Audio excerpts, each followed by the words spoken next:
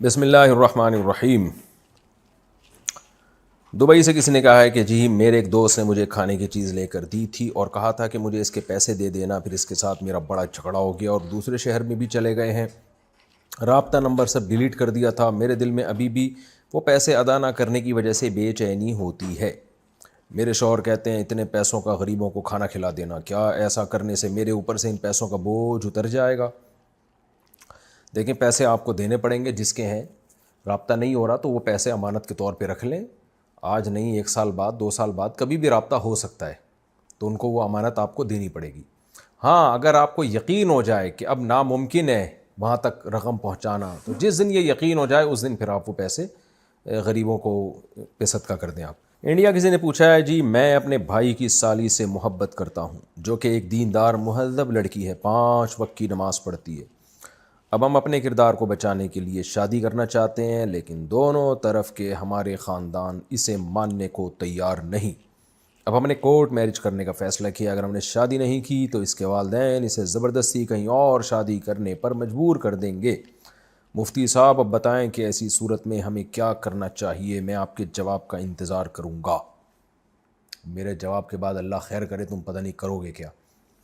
دیکھیں، آپ سالی سے محبت کرتے ہیں، سالی آپ سے بھی کرتی ہے، نہیں کرتی ہے اللہ ہی بہتر جانے، تو یعنی بھائی کی سالی، سوری آپ کی نہیں، تو وہ سالی کے اگر آپ ہم پلہ اور کفو ہیں، اس کے جوڑ کے ہیں آپ، تو پھر ماں باپ کا، اس سالی کے رشتہ داروں کا اس کو آپ سے شادی سے روکنا یہ غلط ہے، ناجائز ہے اگر آپ جوڑ کے ہیں، کیونکہ حدیث میں آتا ہے اذا خطب الیکم من ترضون دینہ وخلقہ فزوجوہ، کوئی ایسا شخص نکاح کا پیغام بھیجے جس کے دین اخلاق سے مطمئن ہو تو نکاح کرا دو۔ الا تفعلوہ تکن فتنۃ فی الارض وفساد عریض، نہیں کرو گے تو بڑا فتنہ ہوگا۔ تو لڑکا اور لڑکی دونوں کے ماں باپ کو چاہیے کہ وہ اس میں رکاوٹ نہ بنے۔ تو اگر پھر بھی رکاوٹ بن رہے ہیں اور ناحق رکاوٹ بن رہے ہیں، کوئی معقول ریزن نہیں ہے، اکثر تو ریزن ہوتی ہے، لڑکی کے باپ، لڑکی کا اپنے باپ کے بغیر نکاح کرنا شریعت میں ناپسندیدہ عمل ہے۔ 3 اماموں کے نزدیک تو ہوتا ہی نہیں ہے نکاح، حنفیہ کے نزدیک ہو جاتا ہے لیکن اس کی بھی کچھ شرائط ہیں، ان میں سب سے بڑی شرط یہ ہے کہ لڑکا لڑکی کے جوڑ کا ہو، پیرالل ہو، اس کے ہم پلہ ہو ہر لحاظ سے۔ تو اب یہی ہے کہ کورٹ میرج اگر آپ کریں گے تو نکاح ہو جائے گا اگر آپ اس کے جوڑ کے ہیں، باقی مشورہ میں نہیں دے سکتا کہ کورٹ میرج کریں یا نہیں کریں، اس بارے میں کچھ نہیں کہہ سکتا، جب تک کسی کے پورے حالات سامنے نہ ہو مشورہ نہیں دیا جا سکتا۔ اب مجھے نہیں پتا لڑکی کے باپ کس بیس پہ روک رہا ہے اس کو یہاں شادی کرنے سے، اور آپ کورٹ میرج کر کے نبھا بھی پائیں گے کہ نہیں پائیں گے۔ لڑکیاں گھروں سے بھاگتی ہیں، اس کے بعد جو ان کے ساتھ مسائل آتے ہیں، لڑکے چھوڑ دیتے ہیں ان کو بے یار و مددگار، اور پھر ماں باپ رکھتے نہیں ہیں دوبارہ، ان کو زندگیاں برباد ہو جاتی ہیں۔ تو مشوروں کے لیے یہ سوال جواب کا سیشن نہیں ہے، یہ شرعی مسائل کے لیے۔ تو فی نفسی ہی مجبوری میں جائز ہے لیکن قابل تعریف بہرحال نہیں ہے، اور کرنا چاہیے کہ نہیں کرنا چاہیے وہ میں نہیں کچھ کہہ سکتا، وہ آپ خود فیصلہ کریں اور لڑکی والے فیصلہ کریں، اور ظاہر ہے لڑکی سے کہ باپ سے بہتر کون فیصلہ کر سکتا ہے۔ تو آپ کی سالی کو چاہیے ابا کو منا لے کسی طریقے سے، اللہ نے اس کو ولی بنایا ہے لڑکی کے ابا کو، خاندان کا راضی ہونا ضروری نہیں، بس لڑکی کے ابا راضی ہو جائیں۔ پاکستان سے کسی نے پوچھا قرآن خوانی کرنا کیا صحیح ہے؟ دیکھیں، دیر آر 2 ٹائپس آف قرآن خوانی، 2 قسموں کی قرآن خوانی ہوتی ہے، ایک اصال ثواب کے لیے اور ایک برکت کے لیے۔ اصال ثواب کے لیے قرآن خوانی چونکہ ایک عبادت ہے، عبادت کے طور پہ یہ کام کیا جاتا ہے، اور عبادت کے لیے ہمیں ثبوت چاہیے، تو ہمیں نہیں ملتا کہ اجتماعی طور پر صحابہ کرام نے کہیں بھی ایصال ثواب کیا ہو۔ انفرادی طور پر کہ تو ثبوت کی اس لیے ضرورت نہیں ہے کہ کسی نے دل میں نیت کی ہو تلاوت سے کہ اس کا ثواب فلاں کو پہنچے، تو کیا پتہ چلے گا ہمیں؟ اس کے لیے تو کوئی روایت میں اس کا تذکرہ تھوڑی ہوگا، یہ تو دل کی حالت ہے، کیونکہ صرف آپ یہ دل میں نیت کر لیں میں جو یہ میں عبادت کر رہا ہوں اس کا ثواب فلاں کو ملے، تو اسی کو اصال ثواب کہتے ہیں۔ اب کس صحابی نے دل میں نیت کی نہیں کی اس بارے میں روایت میں ہمیں ملتا نہیں ہے، اور یہ دل کی چیز ہے، اس پر ہم مطلع ہو نہیں سکتے۔ تو ہمیں حدیث سے اتنا پتہ چلتا ہے کہ نیکی کر کے میت کو اس کا ثواب پہنچایا جا سکتا ہے، اتنا ہمیں ثبوت ملتا ہے، اسپیسیفک قرآن کا نہیں ملتا۔ تو جب نیکی کا ثبوت ملتا ہے تو قرآن بھی ایک نیکی ہے، تو وہ پڑھ کے بھی ثواب پہنچایا جا سکتا ہے۔ لیکن اجتماعی طور پر قرآن پڑھنا یہ اگر صحابہ کے دور میں ہوتا تو یہ تو نظر آنے والی چیز ہے نا، تو اس کا ثبوت ہوتا، جب نہیں ہے تو اس کا مطلب صحابہ نے یہ کام نہیں کیا۔ حضرت ابو بکر کا انتقال ہوا تو ہمیں نہیں ملتا کہ حضرت عمر نے لوگوں کو جمع کر کے قرآن پڑھایا ہو، حضرت عمر کی شہادت کے بعد ہمیں نہیں ملتا حضرت عثمان نے لوگوں کو قرآن خوانی کروائی ہو، تو یہ قرآن خوانی کرنا ایصال ثواب کے لیے بہرحال یہ ہماری نظر میں بدعت اور ناجائز عمل ہے۔ باقی برکت کے لیے قرآن خوانی کرنا، تو برکت کا تعلق ہے رقیہ سے، وہ ایز اے رقیہ ہوتا ہے، رقیہ کہتے ہیں دم، جیسے سورہ بقرہ پڑھتے ہیں آپ، سورہ فلق، سورہ ناس پڑھتے ہیں، تو ایسے ہی اجتماعی طور پر لوگ قرآن پڑھ لیتے ہیں گھر میں کہ برکت ہوگی دکان میں مکان میں، تو یہ بطور عبادت نہیں ہے، بطور رقیہ کے، اور رقیہ علاج ہوتا ہے، تو علاج کے لیے ثبوت کی ضرورت نہیں ہوتی، تو کہ نبی صلی اللہ علیہ وسلم سے اس طور پر یہ رقیہ ثابت ہو، کیونکہ بطور علاج ہے نا، تو کوئی بھی آیت پڑھی جا سکتی ہے، کسی بھی طرح سے پڑھی جا سکتی ہے، تو اس لیے برکت کے لیے قرآن خوانی بذات خود ایک جائز عمل ہے، ایصال ثواب کے لیے جائز نہیں ہے۔ ہاں، بعض علماء نے برکت کے لیے قرآن خوانی کو بھی اس لیے منع کیا کہ اس سے بدعت کی تائید ہوتی ہے، تو یہ بہرحال ایک اختلافی مسئلہ ہے، جو مسئلے میں اختلاف آ جائے تو اس میں شدت ٹھیک نہیں ہے، کوئی کر رہا ہے تو وہ ہمارے ایک دوست ہیں آسٹریلیا میں، سلیم بھائی، وہ کہتے ہیں آنے والے کو روکو نہیں، جانے والے کو ٹھوکو نہیں، ان کا ایک ڈائلاگ ہے، تو جو کر رہا ہے اس کو روکو نہیں، نہیں کر رہا ہے تو اس کو ٹھوکو نہیں، جانے دو اس کو۔ شوکت رحمتی افغانستان سے، مفتی صاحب میں جتنی بھی کوشش کر لوں کہ صبح وقت پر اٹھ جاؤں، جتنا بھی الارم لگا لوں، لیکن پھر بھی صبح جماعت کے لیے نہیں اٹھ پاتا، اس کی خاطر کوئی حل یا دعا بتا دیں۔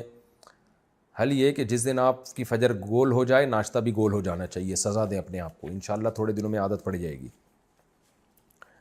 پاکستان سے کسی نے پوچھا کیا بغیر جوئے کے تاش کھیلنا جائز ہے؟ جائز ہے لیکن برا عمل ہے، کیونکہ فساق و فجار کا طریقہ ہے، ایسے بیٹھے ہوتے ہیں یوں، ٹائم جان بوجھ کر ٹائم ویسٹ کیا جا رہا ہے، تو یہ شریف لوگوں پہ یہ کھیل جچتے نہیں ہیں۔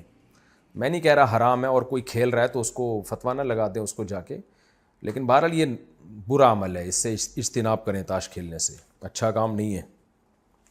محمد جنید انڈیا سے، میں نے اپنے دوست کو نماز کے لیے بولا تھا تو اس نے منع کر دیا، پھر میں نے اسے بولا کہ کیا تم مسلمان نہیں ہو، تو اس نے مذاق میں بولا ہاں میں تھوڑی دیر کے لیے مسلمان نہیں ہوں، کیا ایسا کہنے سے کیا ہوگا، کافر ہو جائے گا اور کیا ہوگا؟ مذاق میں بھی اپنے آپ کو کافر بول دیا، یا بول دیا میں مسلمان نہیں ہوں، تو اس سے انسان کافر ہو جاتا ہے۔ اپنے دوست کو بولیں کہ یہ جو ہے نا اس طرح کے مذاق نہ کیا کریں، اور کلمہ بھی دوبارہ پڑھیں، احتیاطاً نکاح کی بھی تجدید کر لیں دوبارہ۔ پاکستان سے کسی نے پوچھا کیا پڑھائی کے لیے لون لینا جائز ہے جس میں 1% سود ہو؟ میری پوتی ملیشیا میں رہتی ہے، یہ سوال اس کی طرف سے بالکل جائز نہیں ہے۔ کوئی بھوک سے مر رہا ہو تو ایک الگ بات ہے، اور حلال طریقے سے کوئی قرض دینے والا نہ ہو، لیکن پڑھائی تو اضافی چیز ہے نا، حلال طریقوں سے کمائیں، حلال پیسوں سے آپ پڑھیں، یعنی حلال سے مطلب حلال طریقے سے پیسہ لیں بغیر سود کے، تو سود پہ قرضہ لے کے پڑھنا جائز نہیں ہے۔ محمد اویس سری لنکا سے، میں قطر میں کام کرتا ہوں، میرا آن لائن ایک پاکستانی لڑکی سے رابطہ ہوا، ہم شادی کرنا چاہتے ہیں، اس کے والد فوت ہو چکے ہیں، اس کی والدہ راضی ہیں، مگر بھائی میرے پاکستانی نہ ہونے کی وجہ سے انکار کر رہے ہیں، وہ مجھ سے ملاقات کے لیے بھی تیار نہیں۔ لڑکی کی عمر 35 سال ہے، اگر ہم لڑکی کے بھائیوں کے راضی ہونے تک ولی کی اجازت کے بغیر خفیہ نکاح کر لیں تو کیا ہمارے لیے ایسا کرنا ٹھیک ہوگا؟ ہم گناہ سے بچنا چاہتے ہیں۔ وہ لڑکی بہت مذہبی ہے اور اس نے فیصلہ کیا ہے کہ وہ یا تو صرف مجھ ہی سے نکاح کرے گی یا ساری زندگی بغیر نکاح کے گزار دے گی۔ میں 5 سال سے اس کے بھائیوں کی اجازت کا انتظار کر رہا ہوں، مگر وہ اس کا شرعی حق دینے کو تیار نہیں، ہم صرف اللہ کی رضا چاہتے ہیں، برائے مہربانی رہنمائی فرمائیں۔ دیکھیں، لڑکی کا اپنے ولی کی اجازت کے بغیر نکاح کرنا 3 اماموں کے نزدیک ناجائز ہے، اور امام ابو حنیفہ کے نزدیک جائز ہے۔ تو اگر آپ فقہ حنفی کو فالو کرتے ہیں دونوں، تو پھر آپ کے لیے گنجائش ہے، بغیر ولی کے نکاح کر سکتے ہیں، لیکن بہرحال قابل تعریف عمل نہیں ہے یہ۔ لیکن دوسری طرف ایک بات بھی ہے کہ لڑکی 35 سال کی ہو گئی ہے، کوئی بچی نہیں ہے 18-19 سال کی یا 16-17 سال کی، تو ایسی صورت میں بھی اگر اس کے بھائی اس کی شادی نہیں کر رہے ہیں اور بلا وجہ ڈیلے کر رہے ہیں، تو پھر تو عرب علماء کے نزدیک بھی اس کی ولیوں کی ولایت ساقط ہو جاتی ہے۔ تو ایسی صورت میں تو آپ کے لیے، اگر آپ میں کوئی خرابی نہیں ہے، کیونکہ مسئلہ تو آپ پوچھ رہے ہیں، مجھے کیا پتہ آپ اس کے جوڑ کے ہیں بھی کہ نہیں ہے، ہو سکتا ہے آپ اس کے جوڑ کے نہ ہو۔ یہ بات کہ قطر میں رہتے ہیں، یہ تو کوئی عذر نہیں ہے شادی نہ کرنے کا، یہ کوئی عذر نہیں ہے۔ تو اس کے علاوہ کوئی واقعی بات ہے، خدا نہ خواستہ کوئی چرسی ہیروئنچی ہیں آپ، اللہ نہ کرے، کوئی اور مسئلہ ہے، کوئی ویلڈ ریزن ہو، تو پھر تو لڑکی پر لازم ہے کہ اپنے بھائیوں کی بات مانے وہ۔ لیکن اگر ایسی کوئی ویلڈ ریزن نہیں ہے، آپ نارمل عام انسانوں کی طرح کے ایک انسان ہیں، تو پھر آپ کورٹ میرج کر سکتے ہیں، خفیہ نہ کریں، کورٹ میرج کر کے بتا دیں بھائی ہمارا نکاح ہو گیا ہے، تو اس میں کوئی حرج نہیں ہے، کیونکہ اس عمر تک ابھی بھی لڑکی کے بھائی اگر اس کو ڈیلے کریں گے، 35 سال تو بہت عمر ہوتی ہے لڑکی کی، اس میں پھر آگے اس کے لیے بڑے خطرات ہو جاتے ہیں۔ تو تو اس میں انشاءاللہ کوئی حرج نہیں ہے، لیکن خفیہ نہ کریں، کر لیں، بتا دیں جو ہونا تو بھائی ہو گیا ہے، وہ ڈاکومنٹ بنوا لیں، انشاءاللہ لڑکی کے بھائی کچھ نہیں کر سکتے۔ محمد جنید یو پی انڈیا سے، لیکن یہ بات سمجھیں کہ مجھے نہیں پتا آپ ہیں کیا، اگر لڑکی کے بھائیوں کے پاس کوئی معقول ریزن ہے نا، کیونکہ جب بعض دفعہ میں تو ایک طرفہ بیان سن رہا ہوں نا، ہو سکتا ہے لڑکی کے بھائی بتائیں کہ بھائی یہ بندہ تو سٹے لگاتا ہے، یا یہ بندے میں تو یہ خرابی ہے، تو وہ پھر لڑکی کے لیے اجازت نہیں ہے، خوب سمجھ لیں، اگر جوڑ کے ہیں، پیرالل ہیں، ہم پلہ ہیں، تو یہ مسئلہ ہے جو میں نے بیان کیا۔ محمد جنید یو پی انڈیا سے کہتے ہیں کہ سونے چاندی کے علاوہ کسی بھی دھات کی انگوٹھی میں نماز نہیں ہوتی، کیا یہ ٹھیک ہے؟ مرد کے لیے تو صرف چاندی کی انگوٹھی جائز ہے، عورت کے لیے راجح قول یہی ہے کہ ہر طرح کی انگوٹھی جائز ہے، لیکن اسی میں ہے کہ سونے یا چاندی کی انگوٹھی پہلے، کسی اور دھات کی انگوٹھی بہتر یہی ہے کہ نہ پہنے وہ، لیکن نماز ہو جاتی ہے بہرحال۔ محمد جنید انڈیا سے، میں نے اپنے دوست کو نماز کے لیے بولا تو اس نے منع، یہ تو ہو چکا ہے نا، یہ مسئلہ بتا چکا ہوں میں، دوبارہ کیوں آ گیا؟ ہاں پاکستان سے پوچھا، میں ایک لڑکے کو پسند کرتی ہوں، اس نے رشتہ بھیجا تو میرے گھر والے صرف اس وجہ سے راضی نہیں ہو رہے کہ وہ پنجابی ہے اور دوسرے ملک میں نوکری کرتا ہے، اس کے علاوہ اس میں کوئی برائی نہیں ہے، کیا پنجابی ہونے کی وجہ سے منع کرنا صحیح ہے؟ میرے ماں باپ کہیں اور شادی کرنا چاہتے ہیں۔ میرے 3 سوالات ہیں، پلیز میری رہنمائی کیجیے۔ نمبر 1، کیا کسی کو پسند کر کے اپنی مرضی سے نکاح کرنا گناہ ہے جبکہ میں نے اپنے والدین سے کچھ بھی نہیں چھپایا؟ نمبر 2، جب دل میں کوئی اور ہو تو کیا کسی اور سے نکاح جائز ہے؟ نمبر 3، میں 20 سال کی ہوں، کیا میں اتنی بڑی نہیں ہوں کہ اپنی زندگی بھر کے فیصلے اپنی مرضی سے کر سکوں؟ مجھے معلوم ہے کہ والدین کبھی برا نہیں چاہتے، مگر کیا یہ سب اس طرح سے ٹھیک ہے؟ دیکھیے 20 سال کوئی بہت زیادہ عمر نہیں ہوتی، 20 سال میں لڑکیاں بچی ہوتی ہیں بالکل، تو میں آپ کو مشورہ یہی دوں گا کہ آپ اپنے والدین کی مرضی پہ چلیں، وہ زیادہ بہتر فیصلہ کرتے ہیں، آپ کی عمر ہے کچی، ٹھیک ہے؟ شریعت نے ماں باپ کو اجازت نہیں دی ہے کہ بالغ ہونے کے بعد شادی کے معاملے میں لڑکی پہ زبردستی اپنی مرضی تھوپیں۔ اگر آپ وہاں نکاح نہیں کرنا چاہتی جہاں آپ کے ماں باپ چاہ رہے ہیں تو ماں باپ آپ پر زبردستی نہیں کر سکتے، یہ شریعت کا حکم ہے 2 اور 2 4 کی طرح۔ ترغیب یہی ہے کہ جہاں لڑکی چاہ رہی ہے وہاں نکاح کریں، صحیح حدیث ہے، نبی صلی اللہ علیہ وسلم نے فرمایا لن ترى للمتحابین مثل النکاح، 2 محبت کرنے والوں میں نکاح سے بہتر کوئی چیز نہیں ہے۔ لیکن بعض دفعہ آپ جہاں چاہ رہی ہیں تو وہ غیر قوم میں ہونے کی وجہ سے یا اور کوئی مسائل ہونے کی وجہ سے ماں باپ کو ڈر ہوتا ہے۔ اب پنجابی ہونا تو کوئی بری بات نہیں ہے، پنجاب میں بڑے بڑے علماء صلحاء پیدا ہوئے ہیں اور آج بھی ہیں، تو پٹھان ہے، پنجابی ہیں، مہاجر ہیں، یہ تو اللہ کی بنائی ہوئی قومیں ہیں، لیکن دوسرے ملک میں نوکری کرتا ہے تو ماں باپ کو یہ بعض دفعہ ڈر ہوتا ہے کہ ہم نے اپنی بچی یہاں سے بھیج دی، ہمارے ہاتھ پاؤں تو کٹ گئے، اب آگے داماد کیا کر رہا ہے ہم تو کچھ نہیں کر سکتے، محلے پڑوس میں اپنے شہر میں ہو کم از کم گھر جا کے لڑ تو سکتا ہے انسان کہ بھائی تو کیا کر رہا ہے، شادی کر کے دوسرے ملک میں لے گیا، ہمارے ہاتھ پاؤں تو کٹ گئے، کیا ہوگا ہماری بچی کا؟ یہ تحفظات ہوتے ہیں ماں باپ کو، بچیوں کو تو نہیں پتہ ہوتا، ان کے تو فیس بک پہ پروگرام چل رہا ہوتا ہے، میں آسمان کے تارے توڑ کے لاؤں گا، میں یہ کر دوں گا، وہ سب کچھ تارے توڑنے کی باتیں فیس بک پہ ہوتی ہیں، اور اس میں وہ ویڈیو بنا کے چلا بھی جاتا ہے آسمان پہ، لیکن اوریجنل لائف میں کیا ہوتا ہے یہ ماں باپ بہتر فیصلہ کر سکتے ہیں۔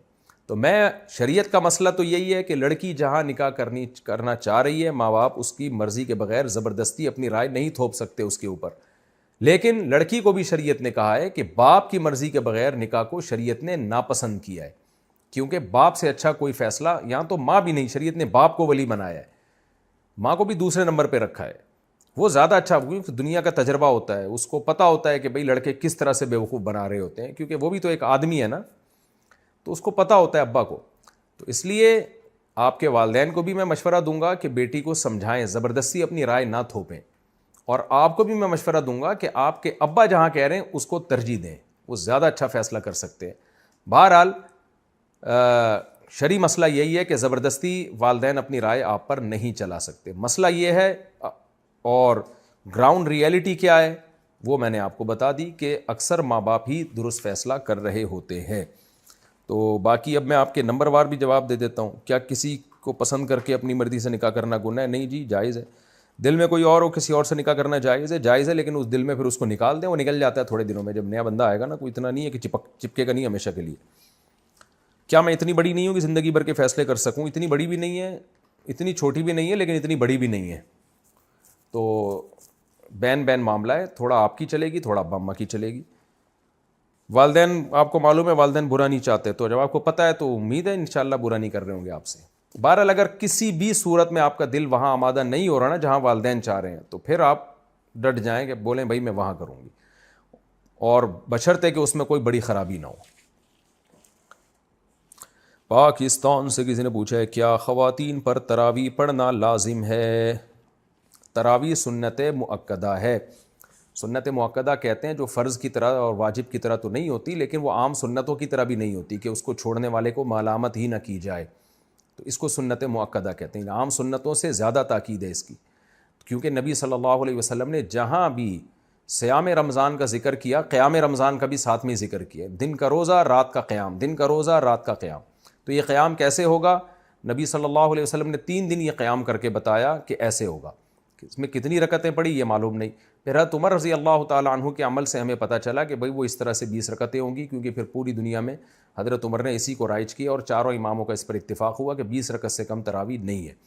تو اس سے پتہ چلا کہ یہ جو قیام رمضان ہے نا یہی تراویح ہے, اور کم سے کم یہ 20 رکعتیں ہیں. تو اس لیے, اور یہ سنت مؤکدہ ہیں کیونکہ ان کی بہت زیادہ تاکید ہے. تو سنت مؤکدہ کا حکم یہ ہے کہ مرد ہو یا عورت دونوں کے لیے ایک ہی حکم ہے, الگ الگ نہیں ہے. ہاں مرد بہتر ہے کہ جماعت سے پڑھیں, جماعت سے سنت مؤکدہ نہیں ہے, خوب سمجھ لیں. انفرادی طور پر بھی پڑھ سکتے ہیں مرد ہو یا عورت ہو, لیکن جماعت سے پڑھنا افضل ہے, کیونکہ حضرت عمر نے جماعت قائم کی تھی, اور اس لیے تاکہ قرآن ختم ہو لوگوں کا. جن کو قرآن پڑھنا آتا ہے وہ جماعت کرائیں, جن کو نہیں آتا وہ قاری کے پیچھے سنیں. تو اب خواتین پہ تو مسجد کی جماعت فرض نماز بھی لازم نہیں ہے, تو تراویح کہاں سے لازم ہوگی؟ تو اس لیے خواتین بہتر ہے گھر میں تراویح پڑھیں. مسجد جانا چاہیں تو ہماری رائے تو یہی ہے کہ اس زمانے میں ان کو مسجد جانے کی بھی اجازت ہے, حدیث میں اس کی ثبوت ملتا ہے. اور تراویح میں تو ہمیں ملتا ہے کہ اسلاف اپنے عورتوں کو بھی تراویح کی نماز میں لایا کرتے تھے. تو لیکن بہرحال سنت مؤکدہ یہ ہے کہ پڑھ لیں آپ, جماعت سے پڑھنا سنت مؤکدہ نہیں ہے, گھر میں پڑھنا زیادہ افضل ہے. تو آپ گھر میں تراویح پڑھیں, 20 رکعت پڑھیں. اور سنت مؤکدہ کا حکم یہ ہے کہ کبھی کبھار چھوٹ جائے تو انشاءاللہ گناہ نہیں, کوئی حرج نہیں ہو, اس میں کوئی گناہ نہیں ملے گا. اور اگر کسی عذر سے چھوڑ دیں تو ویسے ہی کوئی حرج نہیں ہے, کیونکہ فرض واجب بہرحال نہیں ہے. بہت زیادہ تھکاوٹ ہو تو چھوڑی جا سکتی ہے, اور کبھی تھکاوٹ نہ بھی ہو تو کبھی ویسے ہی بھی چھوڑی جا سکتی ہے, لیکن کنٹینیو چھوڑنے کی عادت نہ بنائے. لیکن ویسے ایک جنرل نالج کے لیے بتا دوں, جو پڑھتے ہیں پراپر پڑھتے ہیں, جو نہیں پڑھتے پھر وہ چھوڑتے ہی ہیں. یہ تراویح ایسی چیز نہیں ہے 2 دن پڑھ لی 1 دن چھوڑ دی, تو جو ایسے کرتا ہے وہ پھر چھوڑا ہی رکھتا ہے. تو جو پڑھتے ہیں وہ کنٹینیو پڑھتے ہیں. تو نبی صلی اللہ علیہ وسلم نے جب بہت زیادہ تراویح کی فضیلت بیان کی ہے, قیام رمضان کی فضیلت بیان کی ہے, جس کو بعد میں اسلاف نے نام تراویح کا دیا, تو آپ کو چاہیے کہ اس سے قطع نظر کہ یہ سنت مؤکدہ ہے یا غیر مؤکدہ, آپ یہ فضیلت حاصل کریں. کیونکہ شاعر نے کہا ہے تمتع من شمیم عرار نجد فما بعد العشیۃ من عراری, کہ ایک خوشبو ہوتی ہے جیسے رات کی رانی کی خوشبو, یہ رات کے بعد ختم ہو جائے گی. تو تراویح کی فضیلت بھی رمضان کے بعد ختم. تو اس بحث میں پڑھے بغیر کہ سنت مؤکدہ ہے یا غیر مؤکدہ ہے, واجب ہے یا نہیں, اس بحث میں پڑھے بغیر آپ کنٹینیو پڑھ لیں, کیونکہ ثواب بہت ہے اس کا. اور یہ عید کا چاند نظر آتے ہی آپ کے پاس یہ آپشن ختم ہو جائے گا. لیکن حکم یہی ہے کہ سنت مؤکدہ ہے. انڈیا سے کسی نے پوچھا میرا حمل بار بار ضائع ہو جاتا ہے, کسی نے بتایا کہ یہ شیطانی حرکت ہے, کیا یہ صحیح ہے؟ صحیح ہے تو اس سے نجات کیسے ملے گی؟ جس نے بتایا ہے اس نے شیطانی حرکت کی ہے. باقی حمل کا بار بار ضائع ہونا یہ تو خواتین میں نارمل ہے, کوئی بیماری ہو سکتی ہے, کوئی مسئلہ ہو سکتا ہے. تو اس کے لیے گائنی کی ڈاکٹرز ہیں, بڑی ایکسپرٹ ڈاکٹرز بھی ہیں, آپ ان سے رابطہ کریں. تو یا کوئی ماہر حکیم ہو, طبیبہ ہو, ماہر ہو. حکیموں میں 2 نمبر بہت ہوتے ہیں, تو اس لیے 1 نمبر حکیم کو تلاش کریں. کوئی ماہر ہو تو اس سے بھی علاج کیا جا سکتا ہے, کیونکہ پرانا مرض ہے یہ. تو انشاءاللہ آپ ٹھیک ہو جائیں گی. میں بھی دعا کرتا ہوں اللہ آپ کو اس بیماری سے نجات عطا فرمائے. نو شہر و فیروز پاکستان سے, اگر قرآن پاک یاد ہو اور ایام حیض میں زبانی پڑھا جائے تو کیا یہ صحیح ہے یا نہیں؟ نہیں, حیض میں قرآن نہیں پڑھ سکتے, اس پہ میں مدلل کلپ ریکارڈ کروا چکا ہوں. سیف الدین ضیاء دہلی سے, میرے امتحان شروع ہونے والے ہیں جس کا ٹائم 12:30 ہے, تو میں ظہر کی نماز کس وقت ادا کروں گا؟ بھائی مجھے نہیں پتا آپ کے یہاں ظہر کے ٹائم شروع کب ہوتا ہے ختم کب ہوتا ہے. تو امتحان اگر 12:30 پہ شروع ہو رہا ہے اور ظہر کا وقت پہلے شروع ہو جاتا ہے تو پہلے پڑھ لیں ظہر کی نماز. اور اگر ظہر کا وقت 12:30 تک شروع نہیں ہوتا تو پھر امتحان ختم ہونے کے بعد اگر ظہر کا وقت قائم رہتا ہے تو پڑھ لیں، امتحان ختم ہونے کے بعد پڑھ لیں. اور اگر آپ سمجھتے ہیں ایگزامینیشن ہال میں جتنی دیر بیٹھوں گا ظہر کا پورا وقت ختم ہو چکا ہوگا، نقشے میں دیکھ لیں، میپ میں، یعنی جو جدول ہوتا ہے نا جس میں نمازوں کے ٹائم ہوتے ہیں، تو پھر آپ کو امتحان کے دوران نماز پڑھنی پڑے گی. اس کا طریقہ یہ ہے کہ آپ کسی بہانے سے چلے جائیں، واش روم چلے جائیں یا کہیں بھی وضو کر لیں اور پھر جا کے جلدی سے 4 فرض پڑھ لیں. آپ سنتیں ایسے مجبوری میں چھوڑ دیں آپ، لیکن فرض نماز کسی قیمت پہ قضا نہیں ہو سکتی، خوب سمجھ لیں. عائشہ اختر راجستھان انڈیا سے، ہمارے یہاں 2 باتیں بڑی عام ہیں. ایک یہ کہ حشر میں ایک سوال ہوگا جس میں آپ سے پوچھا جائے گا کہ آپ کا پیر کون ہے. اگر اس کا جواب نہیں دے پائے تو جہنم میں جائیں گے. دوسری یہ کہ جس کا کوئی پیر نہیں ہوتا اس کا پیر شیطان ہوتا ہے، اس لیے پیر بنانا بہت ضروری ہے. تو مہربانی کر کے بتائیں کیا یہ باتیں درست ہیں. دیکھیں، پہلی بات تو بالکل ہی کالعدم ہے کہ حشر میں سوال ہوگا آپ کا پیر کون ہے. نہ پیر کا سوال ہوگا نہ منگل کا سوال ہوگا، ذہن میں رکھیں. باقی یہ کہ جس کا پیر کوئی نہیں ہوتا اس کا پیر شیطان ہوتا ہے، یہ کسی حد تک درست بھی ہے، کسی حد تک غلط بھی ہے. درست اس سینس میں ہے کہ عام طور پر جب آپ کے پاس علم نہیں ہوتا اور آپ صاحب علم کو اپنا رہبر بھی نہیں بناتے تو آپ گمراہ ہو جاتے ہیں، پھر گمراہ لوگ آپ کو گمراہ کر دیتے ہیں، غلط قسم کے اسکالرس کے ہتھے چڑھ جاتے ہیں آپ. تو صحیح علماء جو صحیح علم رکھتے ہیں ان کو پیر و مرشد بنائیں آپ، کیونکہ نبی صلی اللہ علیہ وسلم نے فرمایا، بلکہ قرآن میں فَاسْأَلُوا أَهْلَ الذِّكْرِ إِن كُنتُمْ لَا تَعْلَمُونَ، تمہیں علم نہیں ہے تو اہل علم سے پوچھو، ان سے رابطہ کرو. تو اس سینس میں علماء پیر و مرشد ہوتے ہیں. تو آپ جس کو بہتر سمجھیں کہ یہ اس کے پاس تقویٰ زیادہ، علم زیادہ ہے، تو اس کو اپنا بڑا بنا لیں، لیکن وہ خود سنت کا متبع ہو، خود توحید پرست ہو، بدعتی نہ ہو، شہوت پرست نہ ہو، حب دنیا کا مریض نہ ہو. تو یہ بہتر ہوتا ہے، کیونکہ بے لگام اونٹ جو ہے نا وہ پھر ادھر ادھر بھٹکتا رہتا ہے. تو اس کا رزلٹ دیکھیں نا آپ، جو علماء کو فالو نہیں کرتے پھر کدھر جاتے ہیں وہ. اور غلط مطلب اس کا یہی ہے کہ وہ پیر بنانا گویا فرض ہے، تو بھائی فرض نہیں ہے، اصل ہے قرآن و سنت پہ چلنا.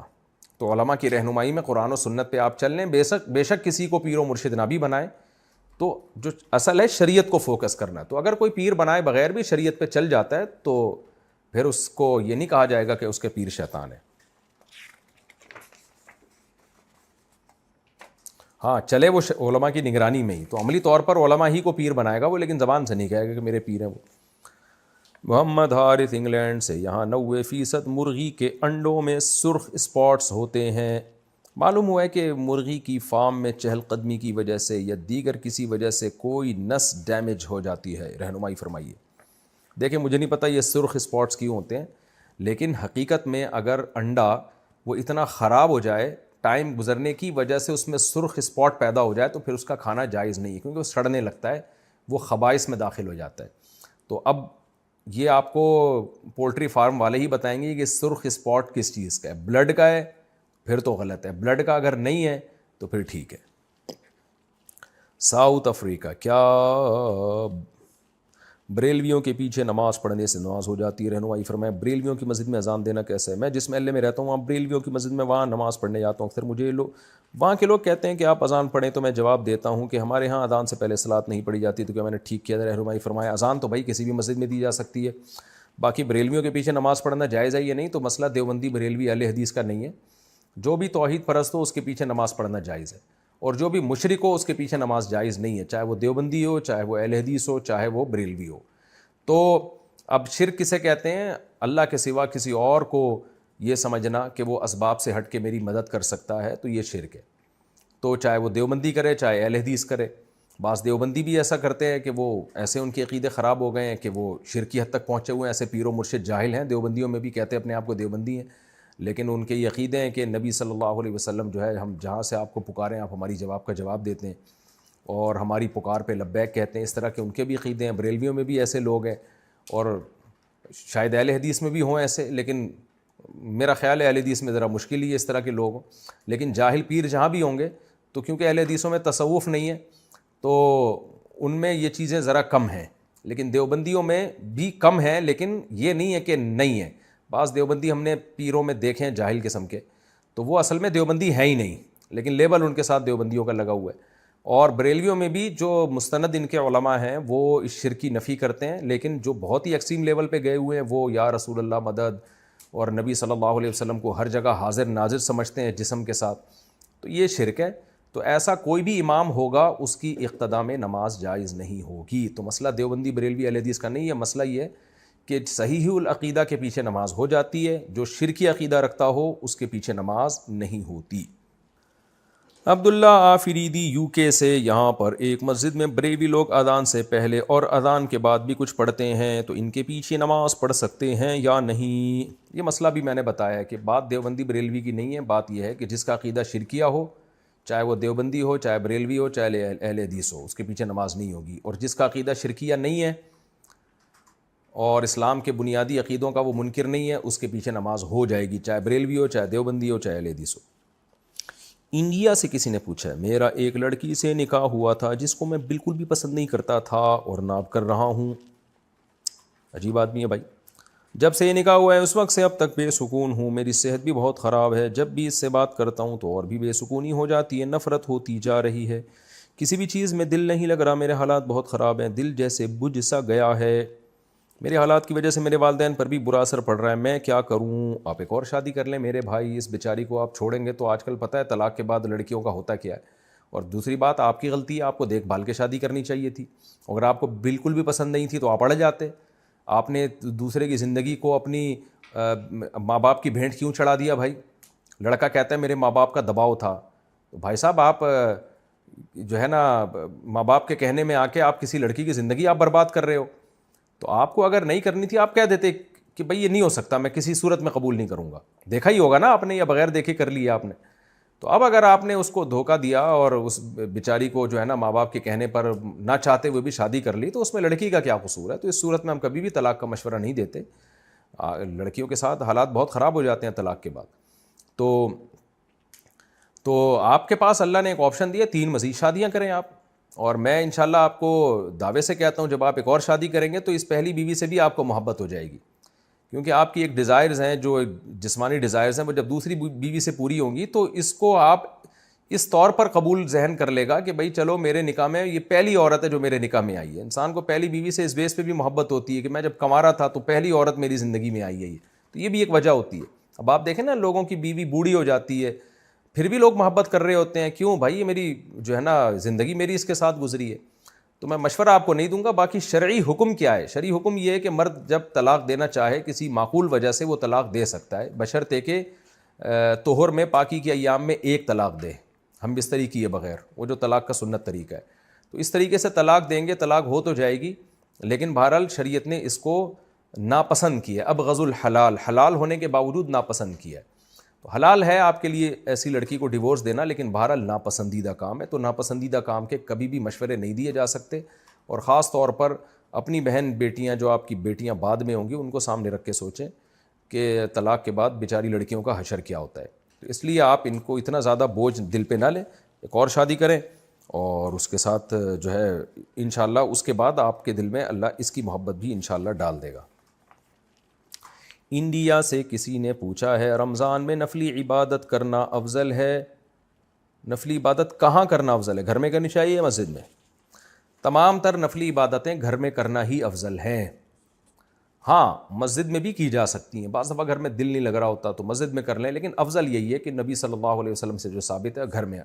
البتہ اشراق کی جو نماز ہے نا, اس میں جو حدیث میں آتا ہے کہ فجر پڑھ کے وہیں بیٹھے رہیں, تسبیح کریں, اور سورج جب طلوع ہو جائے اچھی طرح سے تو پھر 2 رکعت پڑھ لیں, تو وہ مسجد میں ہی ہے. اس کے علاوہ جو ہے گھر میں پڑھنا زیادہ افضل ہے, لیکن نہ کرنے سے بہتر ہے کہ کہیں بھی کر لیں, بھلے گھر میں نہیں تو مسجد میں ہی کر لیں, اس چکر میں چھوڑیں نہیں. انڈیا سے اچھا سعودی عرب سے کسی نے پوچھا ہے, خواتین کے لیے تبلیغی جماعت میں جانے کے بارے میں کیا حکم ہے, رہنمائی فرمائیں. ایک ہی راستہ خواتین کے لیے ڈھنگ کا رہ گیا ہے, جہاں وہ پردہ سیکھتی ہیں, جہاں وہ حیا سیکھتی ہیں, اس کے بارے میں بھی حکم پوچھ رہے ہیں. میں تو کہہ رہا ہوں یہ حکم میں اپنی بیویوں کو لے جایا کرو تبلیغ میں, میرے بھائی بہت فائدہ ہوگا. جن لوگوں نے اپنی عورتوں کو تبلیغ میں لے کر گئے ہیں ان کے گھروں میں معمولات زندہ ہو گئے ہیں, تسبیحات تلاوت کی پابندی ہو گئی ہے, تو لے جایا کریں. انڈیا سے کسی نے پوچھا ہے, کسی نے بینک میں 1 لاکھ روپے جمع کیے اور ان پیسوں پر بینک نے اس شخص کو بیاض یعنی سود دیا. ان بیاض کے پیسوں کا وہ شخص کیا کرے گا, اس کی وضاحت کریں. غلط کام کیا اس نے, بینک میں کیوں سودی بینک میں رکھے؟ بہرحال اب رکھ لیا تو جو سود ملا ہے اس کو لے لے اور ثواب کی نیت کے بغیر صدقہ کر دے. عرفان صاحب ہندوستان سے پوچھتے ہیں ہم 6 بہن بھائی ہیں اور 2 بھائی اور 4 بہنیں، الحمدللہ میری ماں اور باپ ٹھیک ہیں اور میرے ساتھ رہ رہے ہیں۔ میرے والد کے پاس 3 جائیدادیں تھیں جن میں انہوں نے میری بہنوں کی شادیوں کے لیے 2 جائیدادیں بیچی تھیں اور ان کی شادی میں انہوں نے انہیں سونا اور پیسہ اور دیگر گھریلو ضروریات جیسی قیمتی چیزیں دے دی تھیں، اور میرے والد نے انہیں بتایا تھا کہ میں نے آپ کی خاطر کروڑوں کی 2 جائیدادیں بیچی ہیں، آپ کو پیسے اور سونا دیا ہے اور آپ کی شادیاں اچھے طریقے سے کیں، باقی جائیداد ان 2 بیٹوں کی ہوگی جو میں اور میرا بھائی ہیں، اور وہ بھی اس وقت اس پر راضی ہو گئے تھے۔ اب اتنے سال گزر چکے کہ میری بہنیں اس پراپرٹی میں حصہ مانگ رہی ہیں جو میری اور میرے بڑے بھائی کی ہے۔ میرے والد اور والدہ اب بھی ایک ہی فیصلے پر ہیں کہ باقی ماندہ جائیداد مجھے اور میرے بھائی کو تقسیم کر دیں۔ الحمدللہ ہماری بہنوں کی اچھی جائیدادیں ہیں، لیکن پھر بھی وہ اس جائیداد میں حصہ کا مطالبہ کر رہی ہیں جو میرے والد نے میرے اور میرے بھائی کے لیے رکھی ہے۔ جو رقم اور سونا میرے والد میری بہنوں کو ان کی شادی میں میرے والد نے دیا تھا وہ اس حصے کے مقابلے میں بہت زیادہ قیمتی ہے، وہ جائیدادیں مانگ رہی ہیں۔ میں صرف یہ واضح کرنا چاہتا ہوں کہ کیا میں یہ جائیداد اپنے والد اور والدہ سے لے سکتا ہوں؟ کیا اسلام میں اس جائیداد کو قبول کرنا قانونی ہوگا؟ براہ کرم مجھے مشورہ دیں، مسئلہ بتائیں۔ دیکھو ابھی آپ کے والد صاحب زندہ ہیں تو اس میں نہ بہنوں کا حق ہے نہ آپ کا حق ہے، لیکن آپ کے ابا نے جب کروڑوں کی جائیدادیں یا کروڑوں روپے بیٹیوں کو دے دیے تو اب ابا کو چاہیے کہ اتنا ہی پیسے بیٹوں کو بھی دیں۔ یہ کہنا کہ جائیداد میں بیٹیوں کا حصہ نہیں ہے یہ غلط ہے، کیونکہ ابا کے انتقال کے بعد جتنا ابا کا مال ہوگا دوبارہ سے اس میں پوری وراثت تقسیم ہوگی اور بہنوں کو بھی پورا حصہ ملے گا۔ تو اب اس کا یہی حل ہے کہ ابا چونکہ ابھی زندہ ہے تو زندگی میں یہ کام کر لیں کہ جب بہنوں کو دے دیا ہے تو پھر بیٹوں کو بھی ان کا حصہ زندگی میں دے کے ہینڈ اوور کر دیں۔ یہ کہنا کافی نہیں ہے کہ میرے مرنے کے بعد بیٹیوں کا حصہ نہیں ہے، نہ، ابا کا انتقال ہوگا تو مرنے کے بعد دوبارہ بیٹیوں کا حصہ ملے گا، کیونکہ وراثت مرنے کے بعد اس کا حق ثابت ہوتا ہے، تو جو حق ثابت ابھی ہوا ہی نہیں ابا وہ اس سے دستبردار کر ہی نہیں سکتے، تو اس لیے ابھی سے ابا بیٹوں کو دے کے ہینڈ اوور کر دیں گے تو ٹھیک ہو جائے گا، نہیں کریں گے تو اس جائیداد میں بیٹیوں کا پورا حصہ ہوگا۔ وحید احمد ضلع مستونگ بلوچستان سے، مفتی صاحب میرا سوال یہ ہے کہ کیا خرگوش حلال ہے یا نہیں؟ اکثر لوگ کہتے ہیں کہ حرام ہے، غلط کہتے ہیں بھائی، خرگوش حلال ہے، اس کی حلت حدیث سے ثابت ہے۔ خرگوش اصل میں شاید حرام اس لیے کہتے ہیں، خر کہتے ہیں گدھے کو عربی میں، اور گوش کان کو کہتے ہیں، تو گدھے جیسے اس کے کان ہوتے ہیں نا، تو شاید اس وجہ سے لوگ سمجھتے ہیں کہ یہ گدھے کے حکم میں ہے، تو لوگوں کو بتا دیا جائے کہ یہ گدھے جیسا کان ہے، خالی ہے، خود گدھا نہیں ہے یہ، تو کان نہ کھائیں آپ، باقی باڈی کھا لیں آپ۔ تو باقی خرگوش حلال ہے، صحیح حدیث سے یہ بات ثابت ہے اور اجماع امت سے ثابت ہے، کھا سکتے ہیں۔ پاکستان سے کسی نے پوچھا ہے فرض نماز میں پڑھے جانے والے نفل کھڑے ہو کر پڑھنے چاہیے یا بیٹھ کر؟ کھڑے ہو کر پڑھنے چاہیے نوافل فرض نماز کے بعد، یا کبھی بھی جب نفل پڑھتے ہیں تو کھڑے ہو کر پڑھنے میں ڈبل ثواب ہے، بیٹھ کے پڑھنے میں آدھا ثواب ہے۔ عرفان صاحب ہندوستان سے پوچھتے ہیں ہم 6 بھائی بہن ہیں، 2 بھائی اور 4 بہنیں۔ اچھا یہ تو ہو گیا مسئلہ۔ شہباز احمد بہار انڈیا سے، کیا بنا توبہ کے قضا نماز ہو جائے گی؟ کافی بار میں جان بوجھ کر نماز چھوڑ دیتا ہوں، پھر جب وقت ملتا ہے تو اس کی قضا پڑھ لیتا ہوں، جبکہ میں توبہ نہیں کرتا اور دل میں نیت بھی نہیں ہوتی کہ آئندہ نہیں چھوڑوں گا، تو کیا ایسے میں میری نماز ہو جائے گی؟ قضا کرنا نماز کا سب سے بڑا گناہ ہے، چھوٹا گناہ نہیں ہے، تو یہ ہلکی بات نہیں ہے جو آپ نے لکھ دی کہ میں نماز قضا کر دیتا ہوں۔ تو بھائی آپ نماز اللہ نہ کرے قضا ہو جائے، سچی توبہ بھی کریں اور پھر اپنے اوپر کوئی سزا بھی رکھیں، کوئی کفارہ دیں، جرمانہ دیں اپنے اوپر، تاکہ نماز قضا ہونے سے اپنے آپ کو بچائیں۔ کھانا چھوڑ دیں ایک ٹائم کا جب جو نماز آپ سے چھوٹتی ہے، تو توبہ کرنے سے باقی یہ کہ گناہ معاف ہوتا ہے اور آئندہ آپ دوبارہ سے پھر عزم کریں نماز پڑھنے کا، لیکن یہ چھوٹا گناہ نہیں ہے، یہ ذہن میں رکھیں۔ پاکستان کے نے پوچھا اگر ایک ہی کمرے میں نماز پڑھی جا رہی ہو اور دوسری طرف کوئی آواز بند کر کے موبائل استعمال کر رہا ہو، یعنی کوئی تصویر یا ویڈیو ہی دیکھ رہا ہو اور موبائل کی پچھلی سائڈ نماز پڑھنے والے کی طرف ہو، تو کیا نماز قبول ہو جاتی ہے؟ پتہ نہیں کیا پوچھا ہے، ایک کمرے میں نماز پڑھی جا رہی ہے اور دوسری طرف کوئی آواز بند کر کے موبائل استعمال کر رہا ہو، ہاں تو نماز آپ کی ہو جائے گی، وہ پیچھے بیٹھا ہوا ہے جو مرضی کر رہا ہے، آپ کا اس سے کیا لینا دینا۔ پاکستان سے پوچھا کیا صدقے کے پیسوں کو سر کے اوپر سے وار کر دینا جائز ہے؟ ہمارے ہاں نئی دلہن جب گھر آتی ہے تو صدقے کے پیسوں کو یا مرغی کو اس کے اوپر سے وارا جاتا ہے، کیا یہ صحیح ہے؟ جہالت والی بات ہے، یہ نہیں کرنا چاہیے۔ وہ ایک یوٹیوب پہ میں نے کلپ بھی دیکھا تھا، مرغی کو اوپر سے گزارا، اس نے بیٹ کر دی، تو اور پھر مرغیاں ذبح کر کے صدقہ کرنا یہ بھی عجیب سی چیز ہے۔ لوگ سمجھتے ہیں خون بہنے سے بلائیں ٹلتی ہیں، تو جس غریب کو دینا ہے تو مرغی کی قیمت ہی دے دو اس کو، آپ وہ جو چاہے گا خرید لے گا۔ تو یہ دلہن کے اوپر سے نہیں گھمائیں، بس ویسے ہی صدقہ کر دیں اور پیسے صدقہ کیا کریں، مرغیاں نہ گھمایا کریں۔ مسیح الرحمن حیدرآباد انڈیا سے، سعودیہ میں رہتا ہوں، فیملی کے ساتھ اس سال حج کرنے کا ارادہ ہے، مگر میرے والدین جو کہ انڈیا میں رہتے ہیں انہوں نے اب تک حج نہیں کیا، کیا والدین کو حج کرائے بغیر میں اپنی بیوی کو حج پر لے جا سکتا ہوں؟ اس کے بارے میں کیا حکم ہے؟ اگر آپ پر حج فرض ہو چکا ہے تو آپ پہلے حج کر لیں، اگر ماں باپ پہ حج فرض تھا تو پھر ان کو کرا دیں آپ، لیکن اگر ان پہ حج فرض نہیں ہے، آپ پہ ہے، تو پھر آپ پہلے کر لیں، ماں باپ کو پھر بعد میں کرا دیے گا۔ اور اگر یہ بات ہے کہ آپ پہ حج فرض ہے اور آپ بالکل ینگ ہیں اور ماں باپ اتنے بوڑھے ہو چکے ہیں کہ آپ کو خطرہ ہے کہ اگلے سال ان میں ہمت نہیں رہے گی، تو پھر ڈیلے کرنے میں بھی کوئی حرج نہیں ہے، پھر ماں باپ کو پہلے کرا دیں اور اگلے سال